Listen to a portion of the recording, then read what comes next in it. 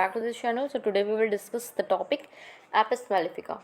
Apis mellifica belongs to a family.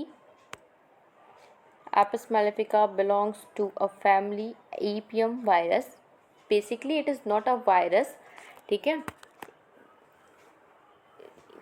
और इसकी जो कॉमन नेम है वो है poison of honey bee. Apis mellifica हमारी राइट साइडेड रेमेडी है, मतलब कि इसमें जो प्रॉब्लम है वो राइट साइड से अराइज होती है. पहले राइट साइड की बॉडी में अफेक्ट दिखेगा, ठीक है, उसके बाद वो धीरे धीरे लेफ्ट साइड को जाएगा. और एपिस मेलिफिका की जो एक्शन है, ड्यूरेशन ऑफ एक्शन है, वो स्लो है. तो एपिस मेलिफिका की कभी मेडिकेशन शुरू होगी तो वो तुरंत नहीं बंद किया जा सकता, या फिर उसके एक्शन तुरंत नहीं देखने को मिलेंगे. इसके ड्यूरेशन ऑफ एक्शन स्लो है, अनसर्टेन है, ठीक है. और सबसे इम्पॉर्टेंट बात कि पूरी की पूरी हनी बी जो सामने दिख रही है ना, पूरी की पूरी हनी बी से बनाया जाता है, ठीक है. होल लाइफ बी से बनता है एपिस मेलिफिका मेडिसिन.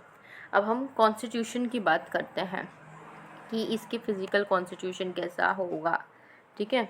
तो अडेप्टेड टू स्ट्रूमस कॉन्स्टिट्यूशन. स्ट्रूमस कॉन्स्टिट्यूशन अब क्या होता है? स्ट्रूमस कॉन्स्टिट्यूशन मतलब जिससे गॉइटर की दिक्कत जल्दी जल्दी होती है, जिसे थायराइड की दिक्कत जल्दी जल्दी होती है, उसे कहेंगे strumous constitution. Gland in large indurated. Indurated मतलब होता है हार्ड, ठीक है. स्केरस. स्केरस मतलब होता है स्लो ग्रोइंग मैलिग्नेंट टिश्यू, यानी कि हार्ड और slow growing malignant tissues mainly fibrous tissue के बने हुए होते हैं. ये एक तरीके का ट्यूमर होता है, ठीक है. ओपन कैंसर मतलब कि जो ओपन कैंसर मतलब जो बाहरी कार्सिनोमाज हैं, जो बाहर जो दिख रहे हैं, जो कार्सिनोमिक कंडीशन है, ठीक है, फाइब्रस टिश्यू के मेनली बने हुए होते हैं, हार्ड होते हैं, स्लो ग्रोइंग मैलिग्नेंट ट्यूमर होता है, ठीक है. इंड्यूरेटेड मतलब होता है हार्ड, स्क्यूरस मतलब होता है slow growing malignant tumour. Open cancer मतलब जो बाहरी कैंसर है, बाहरी कार्सिनोमाज हैं वो. वुमेन स्पेशली विडोज बोले तो विधवा. Childrens and girls who though generally careful become awkward and let things fall while handling down. तो मतलब क्या है कि जो वुमेन्स स्पेशली एपिस मेलिफिका जो मेडिसिन है वो वुमेन्स के लिए है, स्पेशली जो जो विधवा हैं, जो बच्चे, जो लड़कियां, वैसे तो वो बहुत केयरफुल होती हैं, ठीक है, वाइल होल्डिंग अ थिंग्स वो बहुत केयरफुल होती हैं, लेकिन कभी कभी वो ऑकवर्ड हो जाती हैं, थोड़ा सा अजीब सा बिहेव करने लगती हैं, और जो भी सामान उनके सामने रखा होता है उनको गिरने देते हैं. हालांकि वो उस चीज़ को संभाल सकते हैं, वो उसको गिरने से बचा सकते हैं, बट पता नहीं उन लोग अपने सामने उस चीज़ को गिरने देते हैं, बचाने की कोशिश नहीं करते हैं, ठीक है. मेंटल जनरल्स की बात करें तो मेंटल जनरल्स में एलिमेंट्स मतलब कि जो इनकी दिक्कतें हैं वो किससे बढ़ती हैं, जो इनकी परेशानियां हैं वो कैसे बढ़ती हैं. तो फ्रॉम जेलसी, ठीक है, किसी से जलन भावना होगी. फ्राइट डर होगा किसी से. रेग गुस्सा होगा बहुत ज़्यादा. वैक्सेशंस मतलब वरीड या एनॉय, काफ़ी ज़्यादा परेशान होंगे. बैड न्यूज़ हो गई, तो इससे उनकी दिक्कतें और बढ़ती हैं. मतलब एक तो गुस्सा बहुत ज़्यादा, उसके बाद जलन भावना होना, डर होना, ठीक है, बहुत ज़्यादा परेशान होना, कोई बुरी बुरी खबरें बार बार मिलना. तो इनसे एपिस की जो पर्सन होंगे बहुत ज़्यादा परेशान होंगे. इरिटेबल चिड़चिड़े होंगे. नर्वस काफ़ी ज़्यादा बेचैन होंगे. फिजिडिटी मतलब भी बेचैन होता है, काफ़ी ज़्यादा बेचैन होंगे. And hard to please. दिक्कतें जलन भावना से और डर से और परेशान गुस्सा ये सब चीज़ से बढ़ेगी. Weeping disposition. वीपिंग डिस्पोजिशन क्या होता है? वीपिंग डिस्पोजिशन मतलब ऑलवेज क्राई, हमेशा रोना, ये हमेशा रोते रहेंगे, ठीक है. Can not help crying. Discouraged despondent. Discourage despondent मतलब होपलेसली, मतलब हमेशा रोते रहेंगे, होपलेसली रोते रहेंगे बस. Sudden shrill piercing scream from childrens while waking और स्लीपिंग. आवाज़ जो इनकी होगी सडन, अचानक से श्रिल पियर्सिंग स्क्रीम, मतलब साउंड बहुत ख़राब होता है इनका. जब ये कब? जब वॉकिंग और स्लीपिंग, ठीक है. फिज़िकल जनरल्स की बात करें तो फिज़िकल जनरल्स में हमारे एक्सट्रीम सेंसिटिवनेस ऑफ टच. जैसे आप एपिस मतलब जो भौरे होते हैं, जब उनके छत्ते को आप छूने की भी कोशिश करते हैं तो भिनभिनाने लगते हैं। ठीक वही एकदम उन्हीं की जो फीचर है ना, वही पेशेंट, वही इंसान में देखने को मिलेगा, वही पर्सन में वो फीचर्स देखने को मिलेगा। जैसे आप बौरों को छूने की कोशिश करते हैं, एकदम से वो भिनभिनाने लगते हैं, तो इनको भी सेंसिटिवनेस है, एक्सट्रीम सेंसिटिवनेस टू टच। जैसे इनको छूओगे बहुत ज़्यादा हाथ झटक देंगे, जिस पार्ट को आप हाथ को छूओगे हाथ झटक देंगे, ठीक है, बहुत ज़्यादा चिढ़ते हैं। पेन, बर्निंग, स्टिंगिंग, शोर, suddenly migrate from one part two another. किस तरीके का जो पेन है, पेन जो होगा वो बर्निंग, स्टिंगिंग, शोर, बहुत ज़्यादा पेनफुल होगा और एक पार्ट से दूसरे पार्ट में। और ये जो पेन है इनका, जो एक पार्ट से दूसरे पार्ट में माइग्रेट कर रहा है, बर्निंग, स्टिंगिंग पेन, मतलब स्टिंगिंग मतलब चुभन, जैसे पिन जब चुभता है ना वैसे टाइप का इनको दर्द होगा। बहुत शोर मतलब बहुत ज़्यादा पेनफुल होगा। थ्रस्टलेसनेस, ठीक है, यानी कि जो हमारे एपिस की जो पेशेंट्स होंगे, एपिस के जो पर्सन होंगे, उनको प्यास बिल्कुल नहीं लगेगी, बिल्कुल नहीं। एनासार्का एसाइटिस, एनासार्का मीन्स कि ओडिमेटस कंडीशन होगा, इनकी जो बॉडी में पूरी फ्लूइड्स भर जाएंगे, ठीक है, इंट्रा एक्स्ट्रासेलुलर स्पेस जो है उसमें पूरे फ्लूइड्स भर जाएंगे, ठीक है, वाटर का एक्यूमुलेशन होगा। एसाइटिस मतलब एब्डोमिनल स्वेलिंग होगी, ठीक है, एसाइटिस मतलब होता है एब्डोमिनल स्वेलिंग। एनासार्का मतलब होता है accumulation of water in inter extracellular space, body space में, ठीक है। एसम है, इसकी जो फेस है वो मोर वैक्सी, बहुत चिपचिपी सी होगी और इसमें जो थ्रस्ट है बहुत ज़्यादा होगा। वहाँ ही एपिस के जो पर्सन होंगे वो थ्रस्टलेस होंगे, उनको प्यास नहीं लगेगा। एसिटिकम एसिडम जो पर्सन होंगे वो बहुत ज़्यादा थ्रस्टी होंगे, ठीक है। राइट साइडेड होती है, पहले हम लोग बोल दिए थे। टेस्टिकल्स जो होंगे वो इनलार्ज्ड होंगे, ठीक है। आइज जो होगा oedema, bag like puffy swelling under the eyes, आँखों के नीचे जो सूजन जैसा हो जाता है ना, कुछ कुछ किसी में देखने को मिलेगा, आँखों के नीचे से सूजन जैसा हो जाता है, जैसे फूला रहता है पूरा आँख के नीचे वाला एरिया, तो वो हो जाएगा हमारा क्या, एपिस का सिम्टम। और आँखों के ऊपर अगर स्वेलिंग है तो वो हो जाएगा काली कार्प का सिम्टम। जीआईटी देखें, गैस्ट्रोइंटेस्टाइनल के सिम्टम्स क्या क्या हैं, तो जीआईटी सिम्टम्स देखते हैं।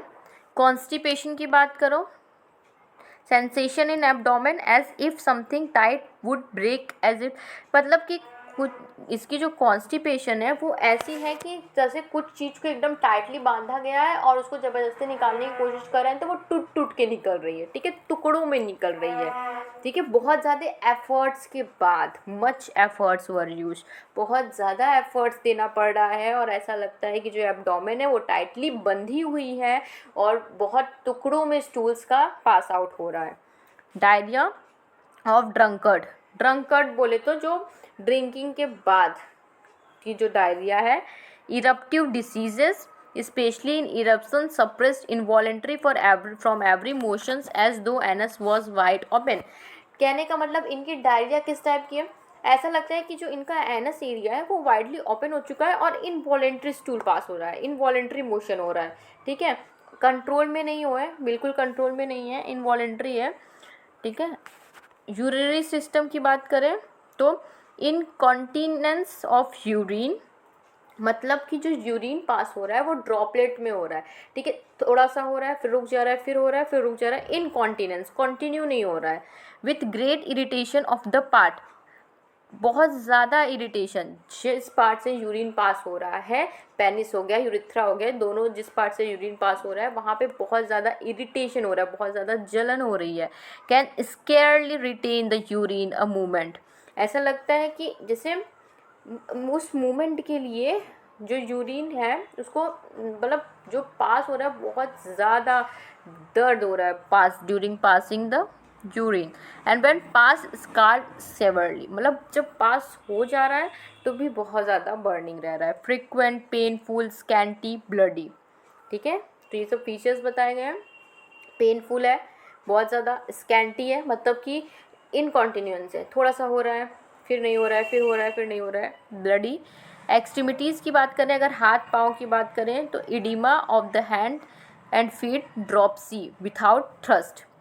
तो इस एपिस का फीचर क्या है, एपिस थ्रस्टलेस है, ठीक है, एपिस के पेशेंट को, एपिस के पर्सन को थ्रस्ट नहीं है, तो एक्सट्रीमिटीज़ की अगर हम बात कर रहे हैं तो ये थ्रस्टलेस है, ठीक है, विथआउट थ्रस्ट। वहीं पे हम लोगों ने ऊपर देखा कि एसिटिकम एसिडम जो है उसका थ्रस्टी है। फीवर की बात करें तो इंटरमिटेंट फीवर होता है। इंटरमिटेंट मतलब होता है एक बार चढ़ेगा फिर उतरेगा, फिर चढ़ेगा उतरेगा। तो इनकी जो पेशेंट, जो एपिस के पर्टिकुलर पेशेंट है वो 3 PM बोले तो 3 PM यानी कि दोपहर के समय इनको बहुत ज़्यादा फीवर रहेगा, ठीक है। विथ थर्ड ऑलवेज, जैसे इनको गर्म चीज़ों से, अब ये जो है साइन हमारा एग्रावेशन का है, इनको गर्म चीज़ों से और इनको जो एक्सटर्नल हीट से, जैसे धूप से, गर्मी के मौसम में या फिर गर्म चीज़ों से इनको काफ़ी ज़्यादा दिक्कत होती है और दिक्कतें इनकी बढ़ती हैं, एग्रावेट होती हैं। स्किन की बात करें तो एक्यूट एक्जिथीमा, एक्जिथीमा मतलब होता है स्किन इरप्शंस। तो एक्यूट मतलब तुरंत स्किन इरप्शंस आ जाएंगे। इनको गर्म चीज़ों से इतनी ज़्यादा दिक्कत होती है कि अगर गर्म चीज़ के कांटेक्ट में जाएंगे तो तुरंत इनको स्किन इरप्शंस देखने को मिलेंगे। मीजल्स, स्कारलेटिना, अर्टिकेरिया, यानी कि स्कारलेटिना फीवर है तो स्कारलेटिना फीवर, मिजल्स और अर्टिकेरिया दाने दाने देखने को मिलेंगे। गर्म के कांटेक्ट में आने से इनको ये दिक्कतें बढ़ जा रही हैं, ठीक। मॉडलिटीज़ की बात करें कि आखिर इनकी दिक्कतें मेन बढ़ किससे रही हैं और किससे ठीक हो रही हैं, तो एग्रावेशन, दिक्कतें बढ़ रही हैं, एम्यूरेशन, दिक्कतें कम हो रही हैं, आराम मिल रहा है। तो सबसे पहले देखो किससे दिक्कत है, आफ्टर स्लीपिंग, लाइकेसिस में भी है और इसमें भी है कि सोने के बाद इनकी दिक्कतें बढ़ जा रही हैं। Closed especially warmed and heated room are intolerable from getting wet. Rhus tox का भी सेम सिम्टम है, भीगने से इनकी दिक्कतें बढ़ जाती हैं। लेकिन वहीं अगर ठंडी एप्लीकेशंस देंगे, कोल्ड वाटर से इनको, अगर कोल्ड वाटर से मॉइस्चनिंग और धोएंगे, नहलाएंगे तो इससे आराम मिलेगा। मतलब ठंडी चीज़ों से आराम मिल रही है, लेकिन वहीं भीग जाने से अचानक या फिर गर्म चीज़ों से इनको दिक्कतें बढ़ जा रही हैं।